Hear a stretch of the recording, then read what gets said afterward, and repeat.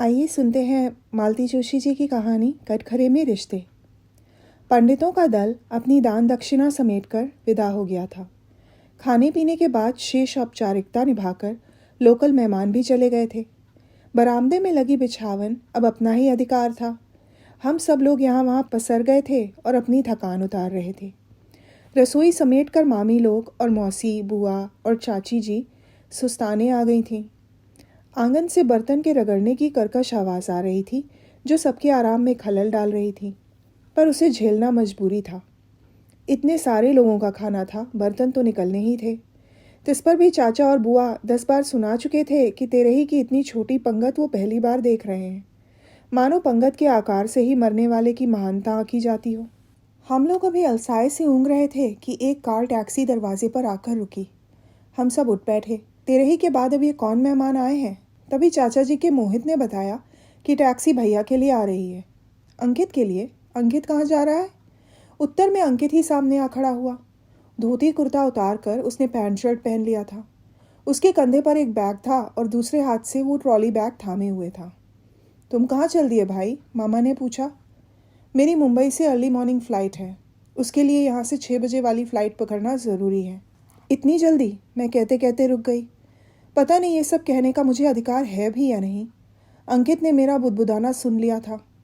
जल्दी कहाँ दीदी, पूरे 13 दिन तो रह लिया, सारे काम हो गए, अब बचा खुचा चाचा जी देख लेंगे। उसने बैग नीचे रखकर सबके पैर छू लिए।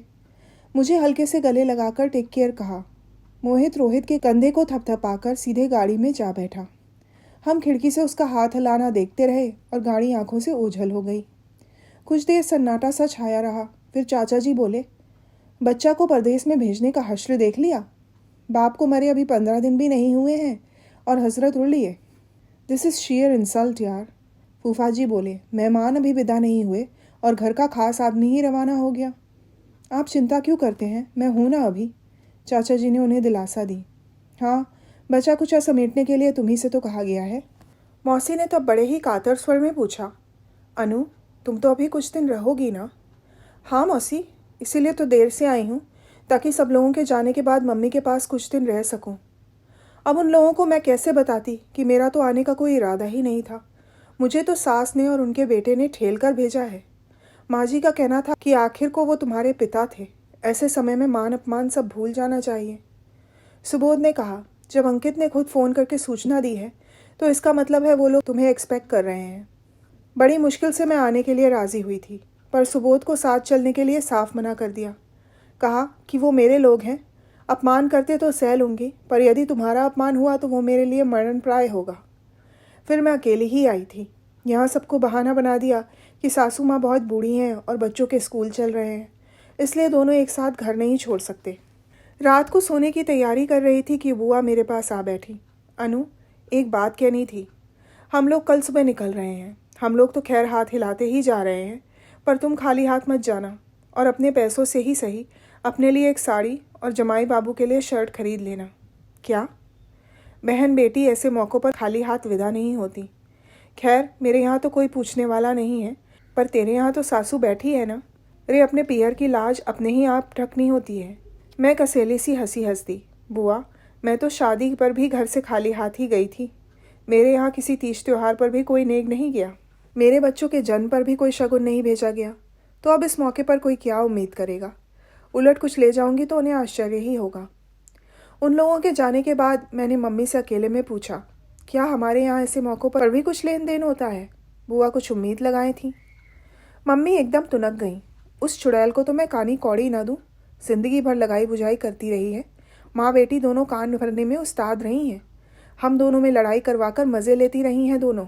उनसे कहो जो लेना हो अम्मा के पास, अपने भैया के पास ऊपर जाके ले लेना।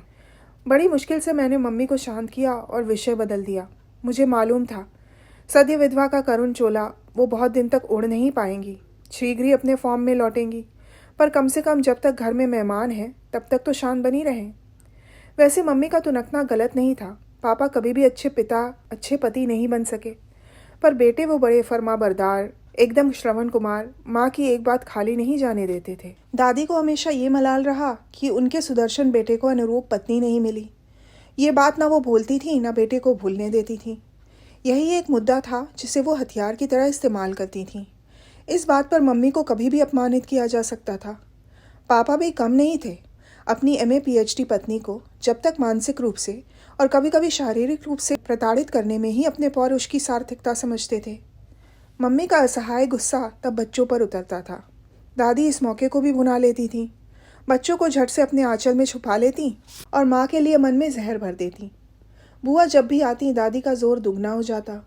घर हमेशा एक शीत युद्ध के साए में थरथराता रहता।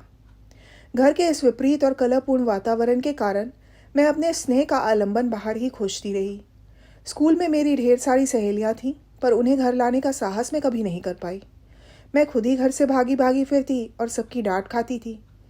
तब भी वो व्यक्तिहीन बोध से ग्रस्त रहता, मेरे चरित्र के प्रति सशंकित रहता, आने जाने वालों को संदेह की दृष्टि से देखता और हर जगह मेरी जासूसी करता, और माताश्री भी मेरे खिलाफ सबूत जुटाने में कोई कसर नहीं छोड़ती। कॉलेज पहुंचने तक मेरी वृत्ति में थोड़ा ठहराव आ गया था। थोड़ी बहुत अकल भी आ गई थी। दादी की कारगुजारियों का रहस्य भी समझ में आने लगा था, पर तब तक बहुत देर हो चुकी थी। दादी संसार से जा चुकी थी और जितना नुकसान होना था हो चुका था। घर की परिस्थितियों के कारण ही शायद मैं जल्दी परिपक्व हो गई थी। जिस के गले में बाहें डालना मैंने छोड़ दिया था। इसलिए शायद मैं सुबोध जैसा सुपात्र अपने लिए खोज पाई, पर उसे भी घर लाने की, पापा मम्मी से मिलवाने की मेरी हिम्मत नहीं पड़ी। अपने दुर्दांत पिता की संभावित प्रतिक्रिया से मैं डरी डरी सी रहती। मेरी लाख कोशिशों के बावजूद ये बात दबी ढकी नहीं रह सकी कि घर वालों को भनक पड़ गई है। पापा के सामने मेरी पेशी हुई और काफ़ी लानत मलानत की गई। अक्सर ऐसे अवसरों पर माँ एक सहारा, एक आश्वस्ति बनकर साथ खड़ी होती है, पर मम्मी के साथ तो इस तरह का रिश्ता कभी रहा ही नहीं। समझ गई कि इस शादी के लिए घर से स्वीकृति मिलना लगभग असंभव है। घर से भागकर शादी करने के सिवाय और कोई चारा नहीं था। पापा बहुत तिलमिलाए, उन्होंने बहुत हाथ पैर भी पटके, पर मैं बालिग थी, वो कुछ नहीं कर सके। तब की गई अब लौटी हूँ, 12 साल बाद, वो भी पापा की तेरही में। एक बात ज़रूर कहूँगी, सुबोध के घर में मेरा हार्दिक स्वागत हुआ। उसकी माँ ने अपना ममता भरा हाथ मेरे सर पर रखा और वो आश्वस्ति दी जिसकी अपेक्षा बच्चे अपनी माँ से करते हैं। सब लोगों के चले जाने के बाद घर में मम्मी के साथ अकेले रहना बड़ा असहज लगा। हम लोगों के बीच कभी कोई आत्मीयता नहीं रही, संवाद नहीं रहा। बचपन में दादी ने हम लोगों को अपने में शामिल कर लिया था। अब दादी नहीं रही, पर मम्मी से वो अव्यक्त दूरी वैसी ही बनी रही थी। मैं दिन भर बिखरे घर को समेटने में लगी रहती। वो काम ज़रूरी भी था और उससे समय भी अच्छा कट जाता था। एक दिन मैंने कहा, अंकित कुछ दिन और ठहर जाता, तुम्हें साथ लेकर ही चला जाता। जितने दिन रह लिया बहुत है, बार बार भुनभुरा रहा था। 13 days इज़ टू मच यार। क्या इस कार्यक्रम का कोई शॉर्टकट नहीं हो सकता? मैंने कहा, बेटा मेरे समय जब आओगे तब 4 दिन में ही सब निपटाकर लौट जाना। किसी को बुलाने की भी ज़रूरत नहीं है। मुझे इतनी कोफ्त हुई, अभी एक ही मृत्यु से तो उबरे नहीं, ये अपनी लेकर बैठ गई। तनिक खींच कर ही मैंने कहा, तब की तब देखी जाएगी, अभी से उसकी चिंता करने की ज़रूरत नहीं है। मैं ये जानना चाहती हूँ कि तुम्हें लेने वो फिर से आएगा कि टिकट भेजेगा। मेरे आने जाने के संबंध में तो कोई बात ही नहीं हुई। हाँ, घर के लिए ज़रूर कह रहा था कि अब इतने बड़े घर में रहकर क्या करोगी, इसे बेचकर छोटा सा फ्लैट ले लो और पैसा फिक्स में डाल दो। ये सब बाद में भी सोचा जा सकता था, इतनी जल्दी क्या थी? ये उसका अपना दिमाग थोड़ी ही है, वहाँ से प्रॉम्प्टिंग हो रही थी। सोचा होगा पैसा फिक्स रहेगा तो बाद में अपने ही काम आएगा, मम्मी साथ ले जाने से तो नहीं। फिर क्या, मैंने साफ कह दिया कि ये घर मेरे खून पसीने और आंसुओं की कमाई है। मेरे जीते जी इसे कोई हाथ नहीं लगाएगा, बाद में जो चाहे कर लेना। मैंने कहा, एक आध किराएदार रख लो, साथ रहेगा। किराएदार के लिए अलग से पैसेज कहाँ है, सब यहीं से होकर निकलेंगे। फिर पानी की किल्लत, बिजली के बिल पर किचकिच, बच्चों की चिल्लबो, ये सब अब मुझसे नहीं झेला जाएगा। तो पेइंग गेस्ट रख लो। आजकल कितनी लड़कियां शहर में नौकरी करने के लिए आती हैं, वो फैमिली की तलाश में रहती हैं। उनके नखरे कौन उठाएगा? मैं अब एकदम शांति से जीना चाहती हूँ। दरअसल मैं चाह रही थी कि मेरे जाने से पहले तुम ठीक से सेटल हो जाओ। मैं बिल्कुल सेटल्ड हूँ, मेरी चिंता मत करो। पहली बार इस घर में खुलकर सांस लेकर जी सकूँगी। वैसे तुम जा कब रही हो? मैंने तारीख बता दी। मोहन ने कहा था अनु चली जाए तो मुझे खबर करना, आकर ले जाऊँगा। चली जाऊँगी, 2-4 दिन उसके पास रह लूँगी। 2-4 दिन क्यों, पूरा 1 महीना रहकर आना। यहाँ घर में कौन तुम्हारी प्रतीक्षा में बैठा है? मेरी नौकरी तो है ना अभी, छुट्टी बढ़ा लो। छुट्टी तो मिल जाएगी पर मन नहीं होता, संकोच लगता है। इन छोटे भाई बहनों को कभी 4 दिन के लिए भी अपने पास नहीं बुलाया, कभी कोई चीज़ उठाकर नहीं दी। लगता था माँ बेटे कहीं उनका अपमान न कर दें। उनका नहीं सही, मेरा तो कर ही सकते थे, करते ही थे। छोटे भाई बहनों के सामने बेइज्जत होने की कल्पना से ही कांप उठती थी मैं। घर तक बात जाती सो अलग। मम्मी एक बात पूछूं? तुम्हारी शादी तो बहुत पुराने ज़माने की बात नहीं है, तब तो देखने दिखाने का रिवाज रहा होगा। फिर ये लोग क्या तुम्हें बिना देखे ब्याह लाए थे? बिना देखे क्यों, पूरा कुनबा आया था देखने। पूरे 2 दिनों तक खातिरदारी का लुत्फ उठाया गया था। फिर तुम्हारे रूप रंग को लेकर इतनी कड़वाहट क्यों थी? लगता था जैसे किसी ने इन्हें ठग लिया हो। ये लोग रीझे थे मेरी नौकरी पर, मेरी डिग्री पर। शायद सास के मन में ये डर भी लगा रहा होगा कि बहू सुंदर हुई तो लड़का हाथ से निकल जाएगा, बहू का होकर रह जाएगा। इसीलिए इन्होंने उस रिश्ते पर तुरंत मुहर लगा दी। और तुम तो जानती हो पापा कितने आज्ञाकारी पुत्र थे। माँ की आज्ञा को सरमाथे ले लिया, पर मन से कभी स्वीकार नहीं कर सके। ये तो बिल्कुल सास बहू वाले सीरियल्स जैसी कहानी है। मैं उस तरह के सीरियल नहीं देखती, पर मैंने उसे जिया है। 30-32 साल। और तुम्हें क्या लगता है, अगर मैं सुंदर होती तो मेरा प्रारब्ध कुछ और होता? मतलब तब भी ये व्यक्ति हीनता बोध से ग्रस्त रहता, मेरे चरित्र के प्रति सशंकित रहता, आने जाने वालों को संदेह की दृष्टि से देखता और हर जगह मेरी जासूसी करता। और माता श्री भी मेरे खिलाफ सबूत जुटाने में कोई कसर नहीं छोड़ती। कुल मिलाकर इतिहास यही होता। सुनकर सन्न हो गई थी मैं। जाने का दिन जैसे जैसे पास आ रहा था, मन भारी होता जा रहा था। ये घर जो इतने दिनों से छूटा हुआ था, अब मुझे बांध रहा था। मुझे महसूस हो रहा था कि मैं यहाँ से दूर थी, तब भी ये मेरे अवचेतन में अपनी संपूर्ण सज्जा के साथ उपस्थित था। बच्चों का मोह नहीं होता तो मैं 1 आध महीना यहीं रहकर जाती। वैसे भी मैंने मन ही मन तय कर लिया था कि किसी छुट्टी में बच्चों को लेकर यहाँ आऊँगी, उन्हें अपना घर दिखाऊंगी, उनकी नानी से मिलवाऊंगी। इसके लिए मैं किसी निमंत्रण की प्रतीक्षा नहीं करूँगी। दूसरे दिन सुबह निकलना था, इसलिए मैं रात में अपना सूटकेस जमा रही थी।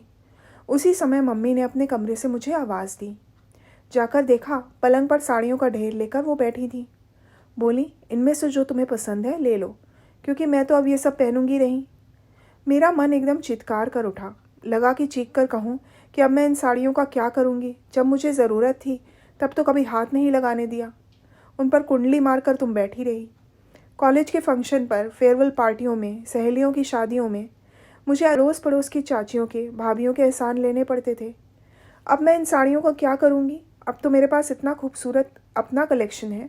सोच ही रही थी कि किन शब्दों में मना करूँ कि उन्हें बुरा भी न लगे। उसी समय मम्मी ने एक ऐसी बात कह दी कि मैं भीतर तक काट हो आई। बोली, तुम्हारे पापा ने मुझे और तो कोई सुख दिया ही नहीं। एक पहनने ओढ़ने का सुख था, वो भी अब छिन गया है। मैंने तुरंत कहा, मम्मी किस ज़माने की बात कर रही हो तुम? ये शादियों वाली सफ़ेद पोशाक अब कोई नहीं पहनता। फिर तुम तो जॉब में हो, तुम्हें हमेशा प्रेजेंटेबल रहना चाहिए। इसके बाद मैंने उनके उत्तर की प्रतीक्षा नहीं की। साड़ियाँ उठाकर फिर से अलमारी में जमाना शुरू कर दिया। जीवन में शायद पहली बार मैं उनकी अलमारी छू रही थी। उसके भीतर का संसार मेरे लिए अनजाना था और मैं बाल सुलभ जिज्ञासा से उसे देख रही थी। पलंग पर जब 2-3 साड़ियाँ ही रह गईं तो मम्मी ने कहा, क्या तुम एक भी नहीं रखोगी? मुझे लगा उनका स्वर कातर हो आया है, या हो सकता है मेरा भ्रम हो। पर उसके बाद मैंने बाकी साड़ियों को वहीं छोड़ दिया और अलमारी बंद कर दी। सोच लिया इन्हें साथ लेकर जाऊंगी। एकाएक मुझे अपनी मम्मी पर ममता हो गई। मैंने कहा, मम्मी तुम्हें अकेला छोड़ जाने को मेरा दिल नहीं कर रहा। कुछ दिन मेरे पास चल कर रहो ना, अच्छा लगेगा। तुम्हारे पास? वहाँ तुम्हारी सास भी होंगी ना, वो क्या सोचेंगी? कुछ नहीं सोचेंगी, बल्कि उन्हें अच्छा लगेगा। वो पारंपरिक सासों की तरह नहीं है, एकदम अलग है। तब तो उनसे ज़रूर मिलना चाहूँगी, पर उससे पहले थोड़ा मन बनाना होगा, हिम्मत जुटानी होगी। और मेरे अकेलेपन की चिंता मत करो, मैं तो सदा से अकेली हूँ। भरे पूरे परिवार के बीच भी अकेली ही थी। ना पति अपने थे, ना बच्चे। सास ननद का तो खैर सवाल ही नहीं उठता। शुरू में देवर ने थोड़ा अपनापन जताया था, पर उसके इतने अर्थ निकाले गए कि बेचारे भाग खड़े हुए। अब तो इस अकेलेपन की आदत सी पड़ गई है, बल्कि भीड़ में ही जी घबराता है। मम्मी ने हम सबको, मुझे, अंकित और पापा को कटघरे में खड़ा कर दिया था और हमारे पास बचाव की कोई दलील नहीं थी। तो ये थी मालती जोशी जी की कहानी, कटघरे में रिश्ते। आशा है आपको अच्छी लगी होगी। सुनने के लिए धन्यवाद।